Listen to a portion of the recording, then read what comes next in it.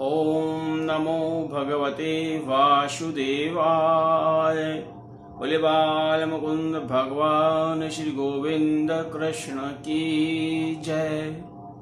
जब इस संसार सागर में संसार रूपी समुद्र का मंथन होता है तो अनेक प्रकार की आधियां, व्याधियां और जहरीले शब्द बाण निकलते रहते हैं।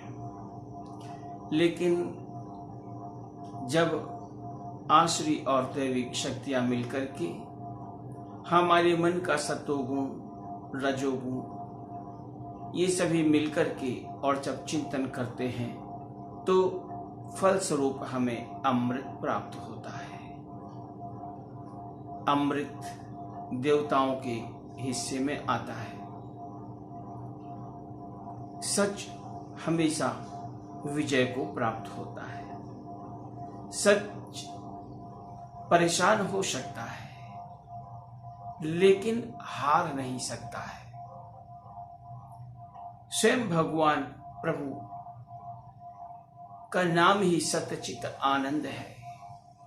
जहां सत्य है वहीं भगवान होते हैं। जिसके चित्त में सत्य होता है उसके चित्त में भगवान होते हैं और जहां भगवान होता है वहां सर्व आनंद ही आनंद होता है।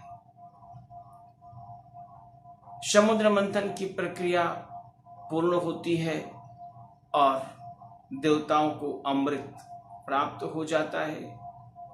देव दानव युद्ध छिड़ जाता है और उपरांत में राजा बलि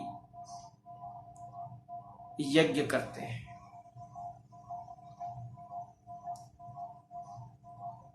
जब राजा बलि के 99 यज्ञ पूर्ण हो जाते हैं उस समय देवताओं को चिंता होने लगती है और वे भगवान श्री हरि के श्री चरणों पर प्रार्थना करते हैं।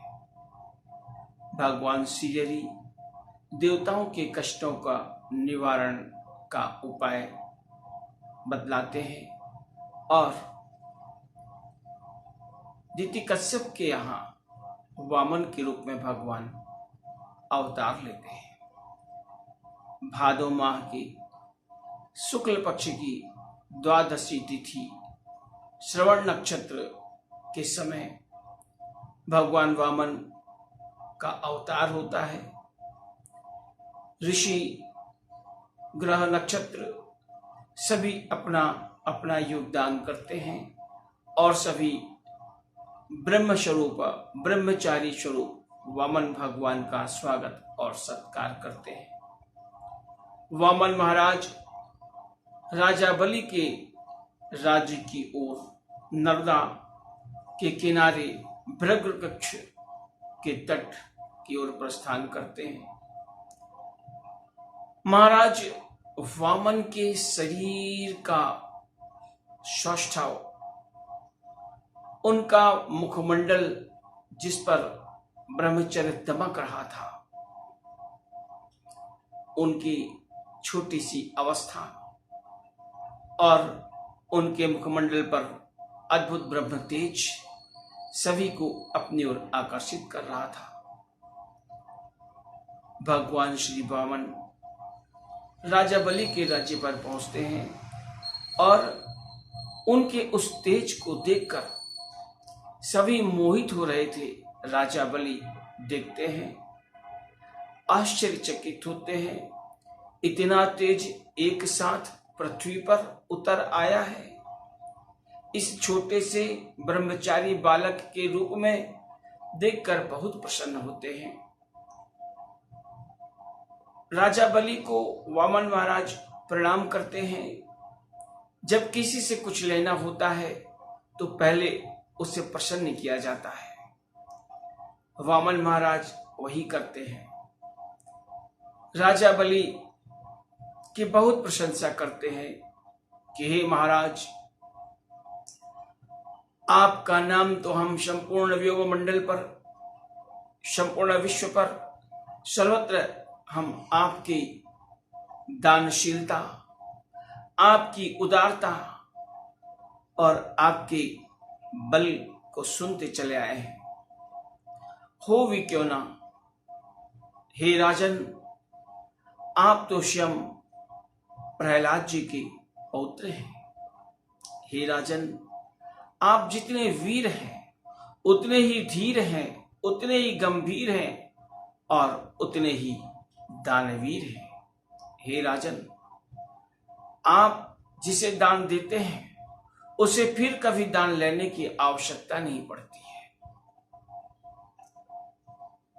राजा बलि छोटे से ब्राह्मण कुमार से इस प्रकार की प्रशंसा सुनते हुए और बहुत प्रसन्न होते हैं। राजा बलि कहते हैं कि हे ब्रह्मचारी जी महाराज, आपका आना क्यों हुआ है? आपके आने से तो ऐसा लगता है कि संपूर्ण ब्रह्मचर्य का ओझ ही मेरे राज्य पर आ गया है। मेरे इस राज्य की भूमि आपके चरण पड़ने से कृतार्थ हो गई है। हे वामन महाराज, ऐसा लगता है कि आप मुझसे कुछ मांगना चाहते हैं। कहिए, मैं आपकी क्या सेवा करूं? आदेश कीजिए। वामन महाराज कहते हैं, हे राजन, वैसे तो हम कुछ धन संचित करते नहीं हैं। हम तो ब्रह्मचारी हैं।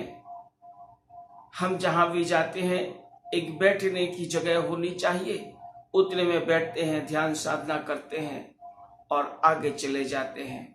हमें धन संचय से, किसी वस्तु से क्या, हमें उनकी कोई आवश्यकता नहीं है।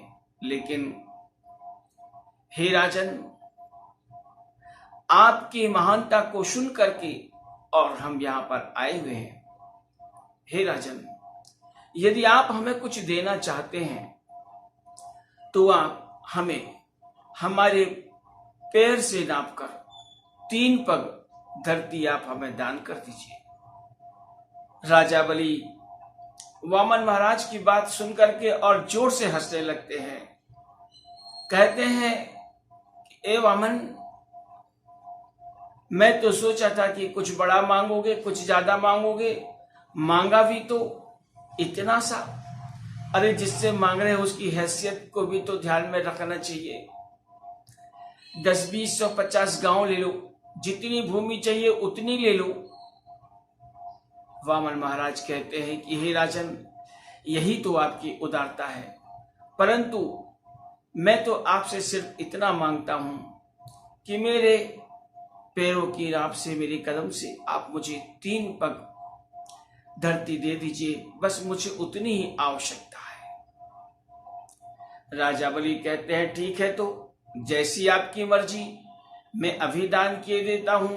वामन महाराज बोलते हैं, तो ठीक है, आप महाराज संकल्प कीजिए 3 पग धरती देने का। राजा बलि संकल्प करने लगते हैं। उसी समय उनके गुरुदेव शुक्राचार्य यह सब देखकर राजा बलि को अनेक प्रकार से यत्न करते हैं, रोकने के लिए बतलाते हैं कि ये कोई सामान्य नहीं है, स्वयं भगवान श्री हरि है, ये देवताओं का कार्य करने के लिए आए हैं। लेकिन राजा बलि अपने गुरुदेव शुक्राचार्य से क्षमा मांगते हैं कि हे गुरुदेव, अब मुझे चाहे नरक यातना करनी पड़े, चाहे जो भी कष्ट उठाना पड़े, लेकिन अब मैं तो 3 पग धरती दान करने के लिए मैंने संकल्प कह दिया है, तो अब तो मैं दान करूंगा ही। और यदि ये स्वयं जगत के पालन करता है, ये सभी जगत के रचयिता हैं, तो हे गुरुदेव, जिसकी रचना वही मुझसे 3 पग मांगे, इससे बड़ा सौभाग्य और क्या हो सकता है। और इस प्रकार से राजा बलि संकल्प करते हैं और वामन महाराज को 3 पग धरती देने का संकल्प कर लेते हैं। वामन महाराज अपने हाथ में संकल्प का कुशा और अर्घ्य का जल अक्षत प्राप्त करते हैं, स्वीकारोष्मी कहते हैं। और इस प्रकार से धीरे धीरे राजा बलि के सामने वामन महाराज का रूप विराट होने लगता है। एक ही पग में राजा बलि के संपूर्ण पृथ्वी को नाप लेते हैं। शरीर के विस्तार से पूरी दिशाएं भगवान के शरीर से ढक जाती हैं और दूसरे पक्ष से जनह लोग, मनह लोग, तपाह लोग, क्षत्रिय लोग सभी त्रिलोकी नाप लेते हैं और फिर राजा बलि को कहते हैं कि हे राजन, हे राजा बलि, आपने मुझे 3 पग धरती दान करने का संकल्प किया है। अब मैं तीसरा पैर कहाँ रखूं?